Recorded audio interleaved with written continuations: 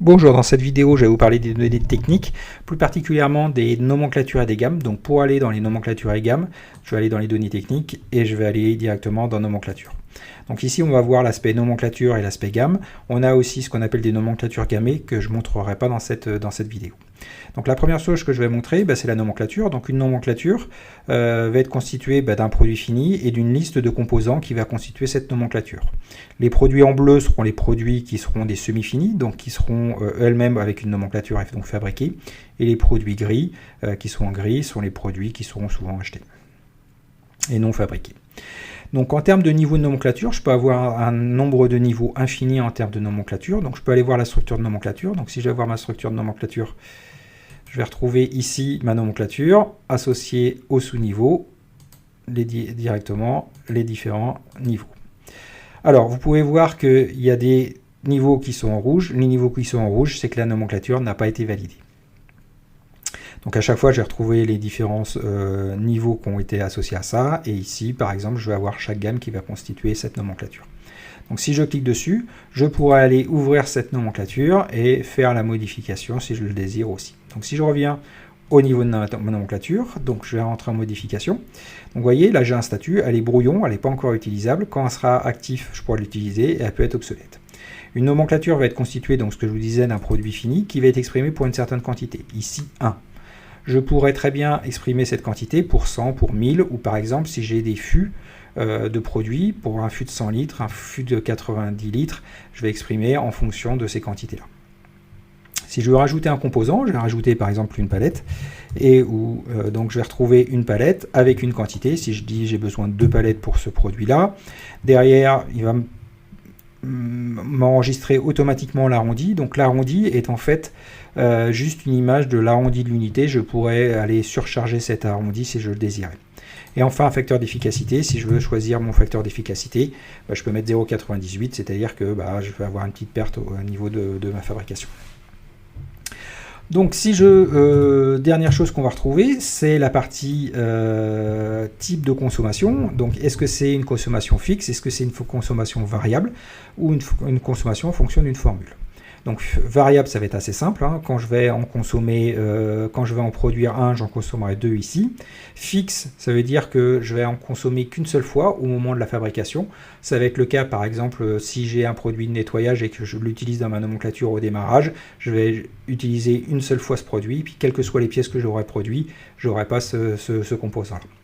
Et puis une formule, ça va être la possibilité d'avoir des calculs un petit peu plus compliqués en fonction de caractéristiques, par exemple, du produit.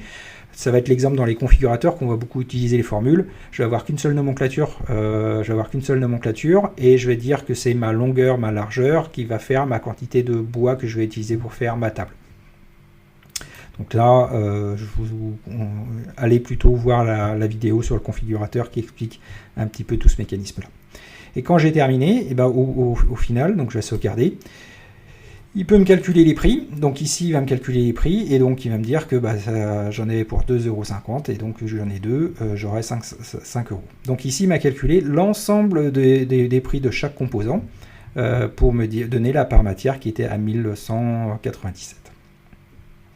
Auquel je vais rajouter le prix de la gamme qui est de 21, pour avoir un prix de revient à 1219. Alors, ça c'était une saisie simple de nomenclature, mais je peux avoir aussi des options supplémentaires.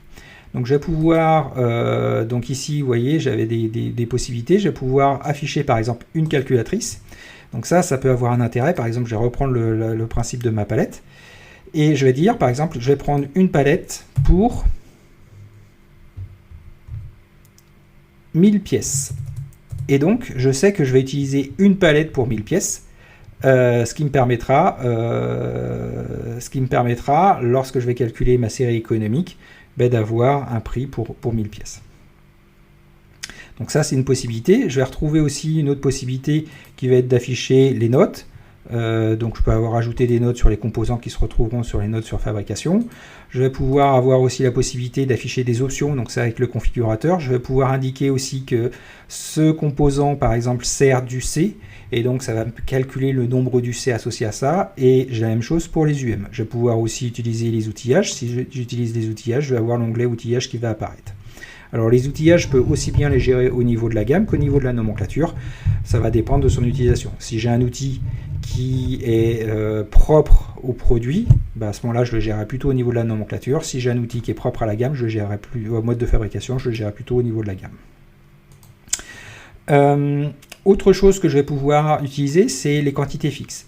Et donc je vais pouvoir définir que je consomme une quantité fixe. Par exemple, quand je consomme une barre, je vais dire j'ai toujours une quantité fixe de consommer. Donc je peux rajouter ici, ça rajouter une quantité fixe de consommation. Voilà un petit peu pour les différentes options. On a une autre option qui est le sous-produit ou le coproduit, c'est-à-dire que j'ai la possibilité, quand je fabrique un produit, de dire je fabrique aussi ce produit, un coproduit, un autre produit par exemple associé à celui-là. Et donc ça me permet par exemple, si je fabrique des planches, en même temps que je vais fabriquer des planches, je vais fabriquer de la sciure de bois. Dernière chose qu'on va voir, j'en ai parlé rapidement avec les coûts, c'est la partie gamme. Ce qu'il faut savoir, c'est que la relation entre les gammes et nomenclature est une relation NN, c'est-à-dire qu'une gamme va pouvoir être appliquée à N nomenclature, et une nomenclature pourra avoir N gamme, c'est-à-dire que je pourrai avoir plusieurs modes de fabrication pour mon produit. Dernière chose que j'ai pas parlé qui était avec les gammes, c'était afficher les opérations consommées. Et donc je peux définir que sur cette opération, et donc je peux aller chercher l'opération à laquelle va être consommé ce produit-là.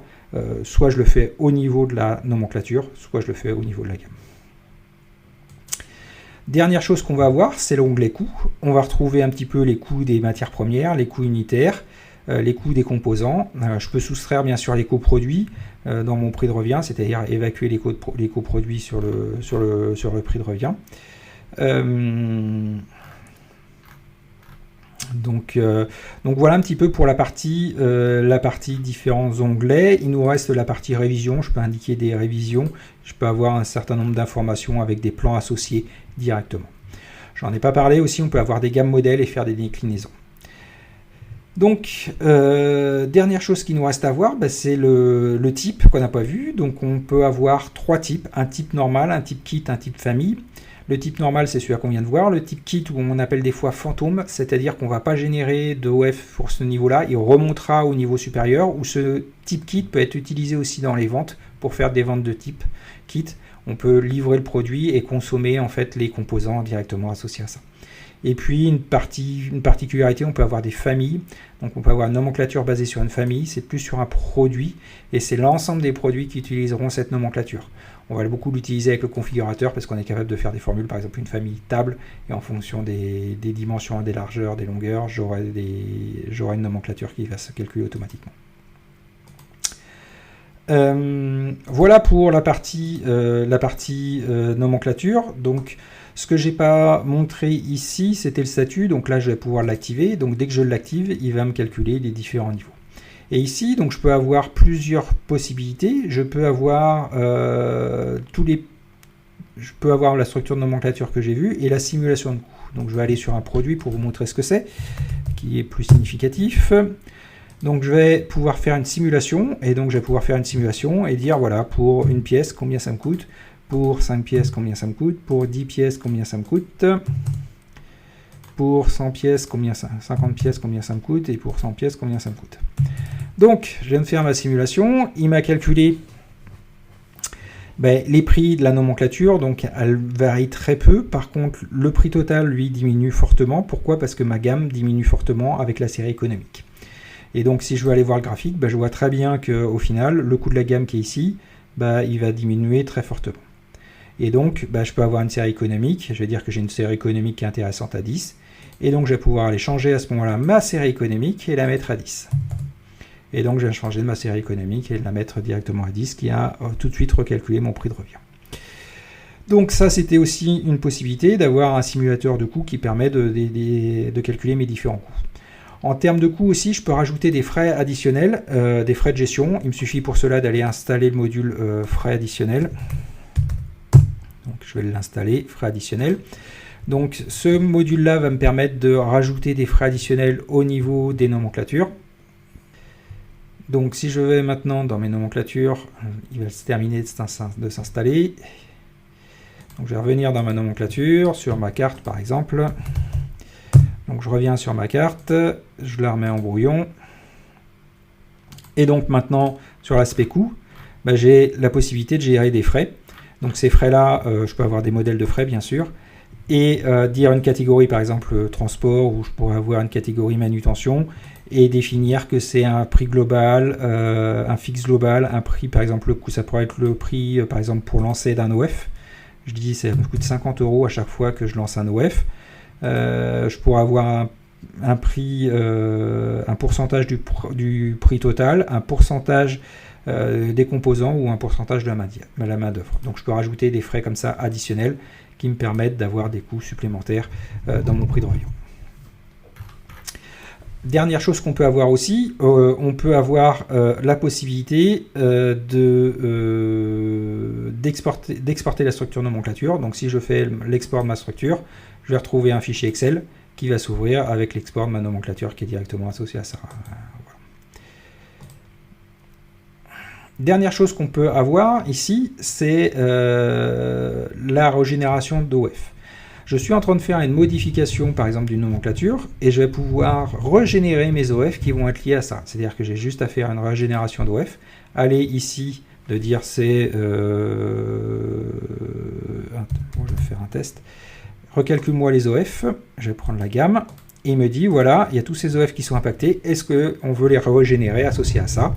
Et donc, tant que je n'ai pas démarré mes OF, je vais pouvoir régénérer, si je le souhaite, avec les nouvelles données techniques, l'ensemble des ordres de fabrication. Voilà pour la partie un petit peu nomenclature. Il y aurait d'autres choses à dire, notamment par exemple la partie, on vient de le voir, régénération, mais la partie remplacement de composants, quand j'ai des outils pour remplacer par exemple un produit, si je veux remplacer un produit qui s'appelle circuit, alors je ne sais pas si j'en ai ici, A25, voilà, il me dit dans quelle nomenclature c'est, je peux le remplacer par un nouveau composant, et à ce moment-là, il va me faire les changements de nomenclature associés à ça. Et si je le désire, je pourrais basculer sur la régénération des OF. Dernière chose qu'on n'a pas vue, c'est la partie gamme. Donc maintenant, on va aller dans les gammes. Donc une gamme, bien sûr, c'est un mode opératoire. Donc on va retrouver, par exemple, je vais reprendre une gamme qui va être pareil avec un statut, brouillon actif obsolète. Donc je vais revenir, la remettre en brouillon, donc je vais lui donner un nom. Je peux avoir une date de début, une date de fin. J'en ai pas parlé dans les nomenclatures, mais c'est exactement la même chose dans les nomenclatures. On peut avoir une date de début, une date de fin. Et on peut avoir plusieurs gammes qui vont s'appliquer en même temps, mais avec des dates différentes. On peut avoir la notion de modèle. Et derrière, je vais retrouver à quelle nomenclature elle va s'appliquer. C'est l'histoire de ma relation NN entre les gammes et nomenclatures. Donc ici, elle va s'appliquer que à l'ampli GSB, mais je pourrais l'appliquer à plus qu'un produit. Et puis derrière, je vais avoir une liste de lignes d'opérations que j'ai à faire. Donc là, j'ai une opération de montage, une opération de test. Donc je vais aller dans la première opération. Cette opération, je vais définir que c'est du montage avec une séquence 10. Et derrière, je vais pouvoir créer un certain nombre d'opérations, de ressources plutôt. Et donc là, j'ai défini qu'il y avait une catégorie opérateur-monteur qui avait une cadence et qui faisait 10 pièces à l'heure. Alors je peux exprimer mon temps sous forme de temps, sous forme de formule ou sous forme de cadence. Si je le fais sous forme de temps, le temps 10 à l'heure, ça fait 6 par minute. Et si je le remets sous cadence, je peux l'avoir sous forme de cadence et je peux exprimer en heure ou en minute mes cadences. Donc une formule, et puis après, ça je reviendrai un petit peu dessus quand on a des ressources secondaires. Ici, j'ai défini l'opérateur monteur, une catégorie. Dans cette catégorie, je vais retrouver l'ensemble de mes ressources qui sont affectées. Arthur, Charline, Raphaël, Thomas.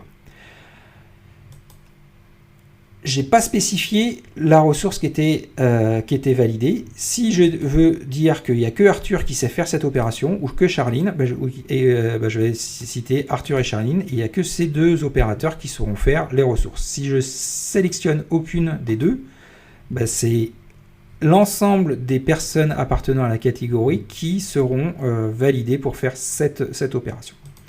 Donc ici, j'ai fait une ressource. Je peux définir mes composants consommés à cette opération.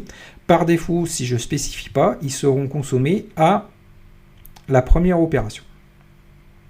Je vais pouvoir utiliser, alors je vais changer de gamme, je vais aller sur la partie pause CMS. Je vais pouvoir spécifier, donc ici, je reviens ici, je vais pouvoir spécifier ici les services. Donc dans le cas d'une sous-traitance, je vais pouvoir définir que ce produit, quand je vais le sous-traiter, il va consommer ce service-là. Je vais pouvoir gérer la liste des outillages, donc ça peut être utile. La liste des réclamations, je peux associer des plans qui seront utilisés lors du montage, par exemple, du système. Et donc, quand je vais faire ma déclaration à la tablette, par exemple, j'aurai la possibilité d'aller visualiser le plan qui est associé à ça. Je peux faire des consignes, des contrôles. Et bien sûr, je viens historiser tout le calcul des coûts qui est associé à ça. Donc je reviens un petit peu ici, parce que c'est un petit peu particulier cette opération. J'ai une opération avec des machines, et là je peux mettre des opérateurs. Et donc, je peux avoir comme ça plusieurs ressources. Tout à l'heure, j'ai montré qu'on n'avait que des opérateurs, mais là, j'ai mis une machine plus des opérateurs, et je vais pouvoir définir ici, par exemple, ce que je vous expliquais, la CMS 1, la 2, la 3, la 4, et la CMS de sous-traitance. Cette ressource-là est particulière parce que c'est une ressource de sous-traitance, et donc, je vais pouvoir définir que si j'utilise cette ressource-là, je viendrai consommer ce service qui est défini ici. Comment je le sais ? Donc je vais juste la remettre en brouillon. Comment je sais que c'est une ressource de sous-traitance ?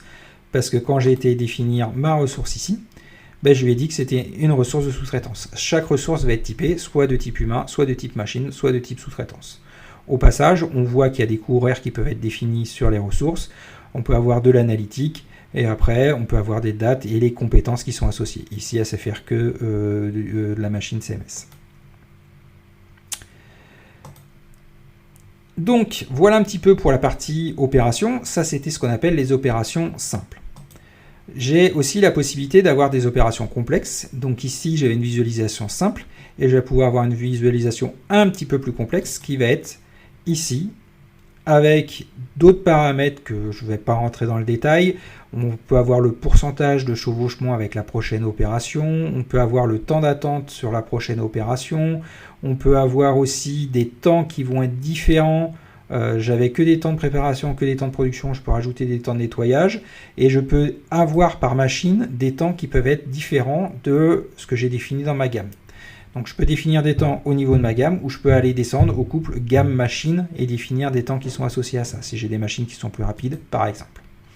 Donc ici, je peux définir aussi le nombre de ressources, nombre de produits en parallèle, et ainsi de suite, qui est ici. Donc, je peux gérer de nombreux cas avec les gammes, notamment les gammes de sous-traitance. Je peux aussi gérer avec le module de plasturgie, par exemple, la gestion des moules, et ça va rajouter des fonctionnalités supplémentaires quand je vais installer le module plasturgie.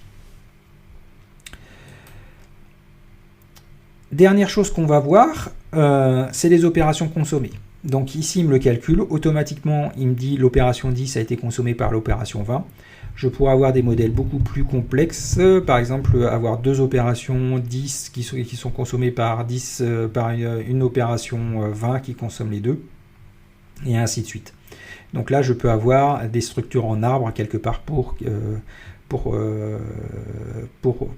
la gestion de mes opérations consommées. Derrière, je vais avoir la notion de coût, où je vais retrouver le coût unitaire de ma gamme associé à ça. Donc voilà un petit peu pour la partie gamme. On va retrouver exactement la même chose. Je peux régénérer des OF à partir de mes gammes, c'est exactement la même chose. Je peux avoir une duplication. Si je veux créer une nouvelle gamme, j'ai juste à dupliquer, puis dire qu'est-ce que je veux recopier. Non, je ne veux pas recopier les composants. Hop, je fais duplication, et là, je vais l'appeler CMS2 et je peux retravailler dessus sur une nouvelle gamme et aller changer. Et pour l'instant, elle n'est pas affectée de nomenclature, je vais pouvoir la mettre à une nouvelle nomenclature. Voilà un petit peu. Pareil pour on a des remplacements en masse. On va pouvoir dire Arthur il est où, il va être remplacé par Charline, l'Europe ou la CMS1. Voilà. Et il va me dire voilà, il est dans la pause CMS et dans la pause CMS2. Et donc ça, c'est quand je veux faire des remplacements en masse d'opérateurs. Voilà pour la partie gamme nomenclature. Rapidement, je vais revenir sur la partie ressources. Je vais avoir mes différentes ressources, on les a vues, hein, c'est assez simple. Une ressource va être typée, soit elle est de type humaine, ou soit elle est de type machine, ou soit elle est de type sous-traitance. Elle va avoir des compétences. Est-ce que je peux... est-ce qu'elle est opérateur CMS, est-ce qu'elle est opérateur monteur, et ainsi de suite. Elle va avoir un coût horaire, et elle peut avoir ce qu'on appelle une distribution analytique. Voilà, en gros les grandes fonctionnalités de la ressource. Dernier point qui est important, c'est qu'elle aura un calendrier, et ce calendrier permettra de définir sa plage d'ouverture. Donc on peut avoir un calendrier pour toutes les ressources, ou on peut avoir un calendrier par ressource associé à ça. Ce qui peut permettre, par exemple, lorsque je pose des congés sur quelqu'un qui a son propre calendrier, va fermer son calendrier, donc je ne pourrai plus lui planifier des choses quand il est en congé.